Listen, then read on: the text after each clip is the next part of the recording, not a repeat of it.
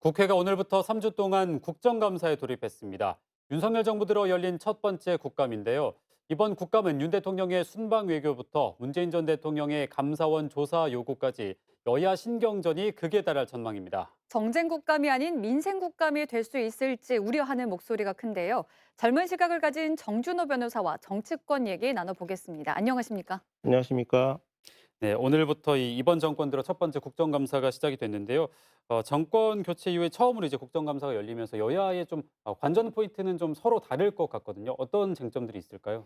예, 삿바 싸움은 외통위에서 일어나고요. 권력 충돌은 법사위에서 일어난다. 이렇게 말씀을 드릴 수 있겠는데요. 네. 박진 장관의 해임 건의는 뭐 힘겨루기라고 볼 수 있어서 이제 그렇게 표현을 드렸고, 그러나 이제 법사위에서 오늘도 문재인 전 대통령에 대한 국정원 감사원 조사는 단순히 굉장히 예민하고 힘겨루기 이상의 문제이기 때문에 신구 권력 충돌이라고 표현을 해봤습니다. 네, 앞서 이제 삿바 싸움은 외통에서 나온다라고 말씀을 해주셨는데 외교부 국정감사가 있었죠. 뭐 윤 대통령의 해외 순방과 외교 논란으로 야당의 공세가 상당히 거셌습니다. 예, 오늘 보니까 40분 만에 파행이 이루어졌다고 그러고 들었는데요.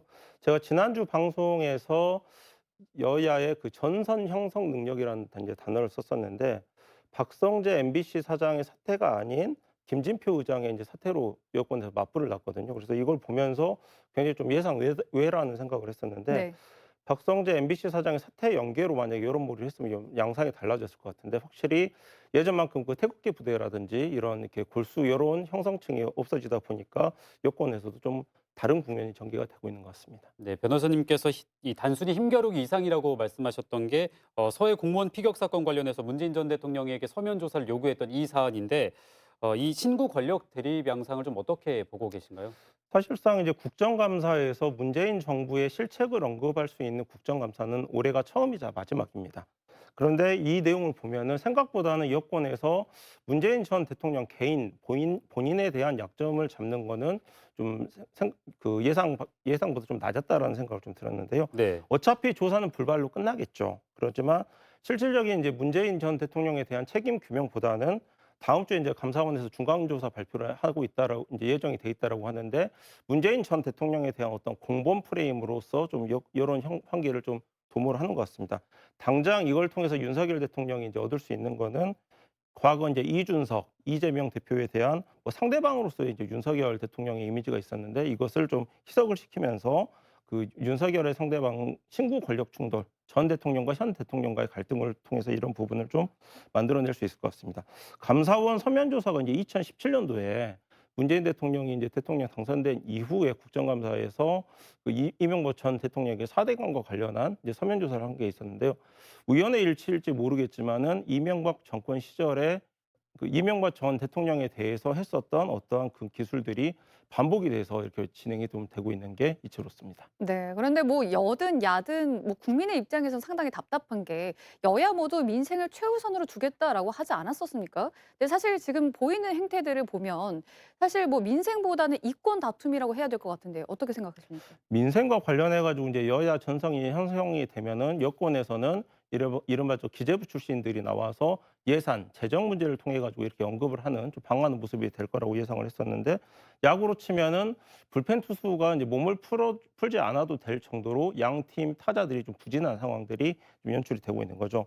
민생 측면에 그 청와대 이전 이외에 어떤 여권발 민생 정책 추구도 없었고, 또 야권에서도 이 민주당에서도 이것을 이제 만들어내지 못하고 있는 부분이 있는 게 좀 아쉬운 부분입니다. 사실 뭐 지금 정치권에서 가장 뜨거운 이슈는 역시나 윤석열 대통령의 이 해외 순방 관련된 이슈인데 가기 전에는 기대가 컸고 갔다 오니까 좀 논란만 많이 나왔던 것 같습니다. 이 때문인지 사실 지지율도 리얼미터 31.2%, 갤럽 조사도 24%까지 떨어졌는데요. 좀 눈여겨볼 만한 게 TK 같은 이 핵심 지지층에서도 조금 이제 이탈하는 모습도 좀 보여주는 것 같습니다. 어떻게 보시나요? 저는 사실 이제 외교 때 뭐 좀 조문 논란이라든지 뭐 패싱 외교라든지 이런 부분들이 있으면은 24%보다 더 밑으로 10% 후반대까지 떨어질 수 있는 좀 상황이 발생을 했다라고 했는데, 오히려 좀 이해가 안 되게 윤석열 대통령실 쪽에서 무능보다는 무례가 더 낫다라는 프레임으로 반격을 했는데, 그게 오히려 선방을 했다라고 좀 그렇게 좀 평가를 하고 싶습니다. 만약에 이제 무능 프레임에 갇히고 이준석 대표가 제기한 가처분 인용 결정이 만약에 최근에 나왔다고 하면은 추가적인 지지율 하락이 좀 있을 수 있었는데 오히려 24%의 지지율은 좀 선방이 된 것 같습니다.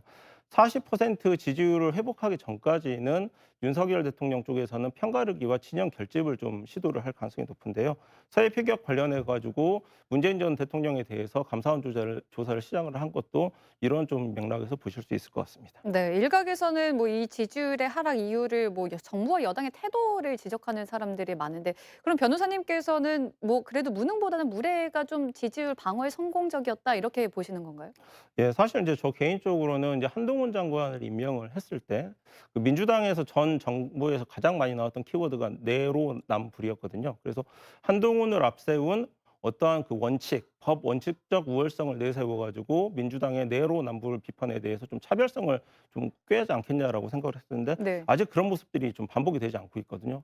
뭐 얘기를 하자면은 아직 여당 내에서 이 부분과 관련된 개념 정립이 아직은 안 된 상황으로 보이고 민주당에서는 180석이라고 하는 여소야대 상황을 좀 연출을 꾸준히 시키면서 그 모습을 부각을 시켜야 되는데 그런 인식이 지금 퍼지지 않고 있다는 것은 민주당의 한계로 봐야 될 것 같습니다. 네, 뭐 국민의힘에서는 좀 겉으로는 대통령 지키기를 해야 되지만 내부적으로는 이 정진석 비대위에 대한 법원 가처분 결과를 좀 신경을 쓰지 않을 수가 없는데요. 오는 6일 이후에 발표된다고 하는데 어떻게 전망하시나요? 그 법원 결정 결과를 보면은 우선 이제 결론에 대해서 그 판사들이 합의를 하고요. 그다음에 결정문에 초안을 작성을 하고 내용 확정 절차를 거치게 되는데 다음 주가 아닌 6일 이후에 발표를 하겠다라고 입장이 나온 걸 보면은 내용 결론 합의는 이루어졌지만은 결정문을 쓰면서 어떤 법리 구성에 조금 문제가 있어 가지고 시간이 좀 걸리는 것 같다라는 생각이 듭니다. 그래서 개인적으로는 인용으로서 뭐 이번 주 후반에 결정이 날 것으로 예상을 하고 있습니다. 네, 이 사안과 이어지는 것이 바로 이준석 전 대표의 추가 징계인데 뭐 사실 이제는 탈당 권유나 제명밖에 남지 않은 상황에서 만약에 둘 중에 뭐가 되든 간에 이준석 전 대표의 향후의 행보를 어떻게 예상을 하시나요? 추가 징계와 관련해서 이제 제명 시도가 되는 부분은 전에도 말씀드렸지만은 그 조기 전당대회가 되면은 이준석 대표의 인기가 이렇게 함부로 단축이 되어도 맞느냐에 대해서 사전 포석 의미를 가지고 있는데요. 다만 급하게 좀 추진이 안 되고 있는 것은 급할 게 없고 가처분 결정에도 좀 영향을 줄 수 있기 때문에 좀 신중하자는 의미가 있는 것 같습니다. 개인적으로는 그 윤리위 구성에 절차적인 하자가 없기 때문에 이준석 대표가 가장 극복하기 어려운 지금 상황인 것 같습니다. 네, 또 국민의힘에서는 또 새로운 대립 구도가 떠오르고 있습니다. 유승민 전 의원과 홍준표 대구시장이 온라인에서 좀 설전을 벌였는데요. 어떻게 생각하시나요? 네. 홍준표 시장이 연탄가스 정치라는 말로 이제 유승민 전 대표를 이제 비판을 했었는데요. 이른바 박근혜 탄핵과 관련해 가지고 유보적인 표심을 이제 쟁취하기 위한 싸움이라고 보시면 될 것 같은데요.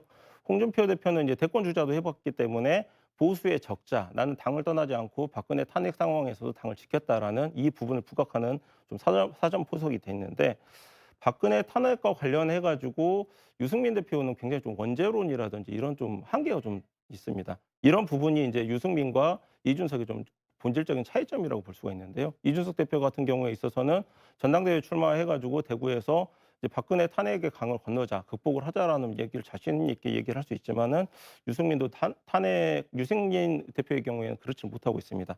탄핵의 정당성을 자신의 나름의 논리로 극복을 해야 되는데 좀 한계가 존재하는 것 같습니다. 네, 그런가 하면 이제 민주당의 상황도 그렇게 좋지만은 않습니다. 우선 이재명 대표가 이제 성남FC 후원금 의혹과 관련해서 이제 검찰이 이 대표를 공모자다 이렇게 적시를 했는데요. 뭐 결국에 관건은 후원금이 이제 공익이었냐 사익이었냐가 될 것인데 변호사님의 입장에서 어떻게 생각하시나요? 뭐 농협도 압수수색을 했다고 하는 거 보니까 한동훈 표 찰나지망이 이제 펼쳐졌다라는 느낌이 좀 드는데요. 법리적으로 좀 난이도가 있는 주제입니다. 왜냐하면 그 후원과 관련해서 그 과거 이제 박근혜 대통령 탄핵 시절에 미르재단을 통해 가지고 기부라든지 후원이 강요가 됐으면 처벌하겠다라는 법리가 완성이 됐거든요. 네. 그러나 이번 논란으로 좀 공무원 사회에서 이제 복지부동이라는 개념이 있는데 후원금 좀 영업과 관련해 가지고 그 새로운 개념의 복지부동이 좀 나올 수도 있겠다는 생각입니다. 공적 영역을 위한 영업 활동에 과연 사법 당국이 적극적으로 개입할지 말지 이런 여부가 좀 문제가 될 것 같은데 꽤 오래 좀 진행이 될 법리적인 논란인 것 같습니다. 네, 사실 언론에 보도가 되는 여론조사 결과를 보면 뭐 대통령실이나 뭐 정부, 국민의힘에서는 좀 많은 지지나 응원을 받지 못하고 있는 것 같은데 사실 민주당은 이 좀 반대로 좀 올라갈 수도 있는 상황인데 그렇지는 못하고 있는 것 같습니다. 어떻게 이유를 분석하시나요? 가장 문제는 이제 대여 투쟁의 키워드가 보이지 않는다는 거죠. 어떤 키워드를 가지고 여권을 좀 견제를 하고 있는지가 나오지 않고 있는데 이명박 대통령 시절에 이제 수입 쇠고기 파동으로서 굉장히 많은 좀 여론이 형성이 됐었는데